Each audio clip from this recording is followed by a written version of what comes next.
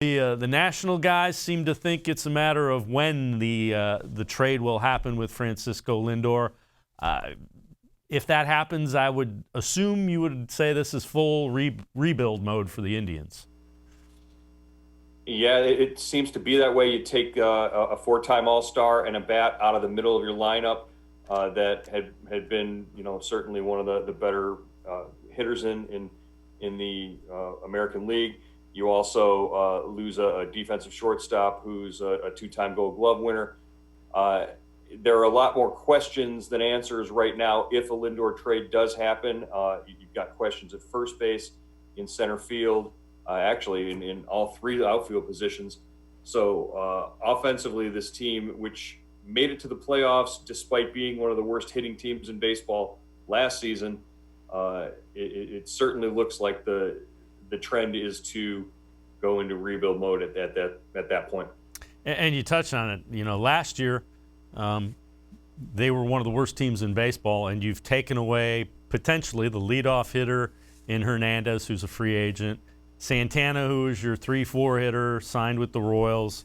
You lost your closer. You allowed Hand to go, but I know that's you do have some young guys. I know because of the situation financially, it impacts teams like the Indians, the smaller market teams that do not have the big TV revenue. So let's frame it this way.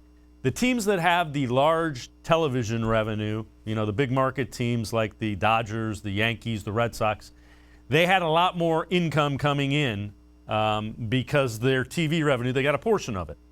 Indians in the lower end did not. It was a financial nightmare, led to what they're doing.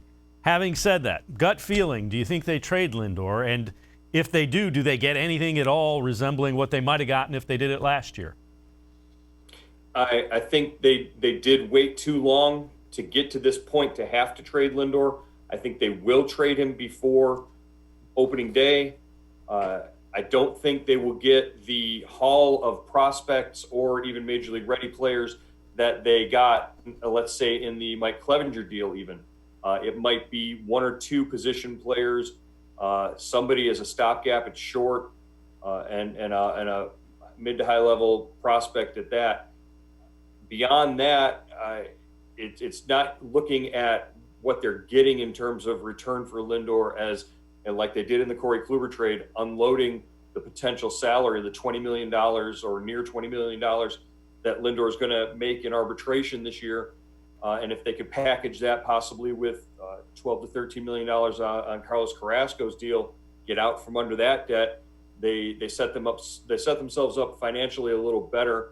Maybe they can bring back a Cesar Hernandez who had an outstanding season, a Gold Glove season, and hit really well at the top of the lineup last year. Maybe there's that flexibility there. But Cesar Hernandez isn't your permanent solution in the middle of the infield there. He's 1, maybe 2 years at that. It looks a lot like a rebuild right now when and if the Lindor trade happens.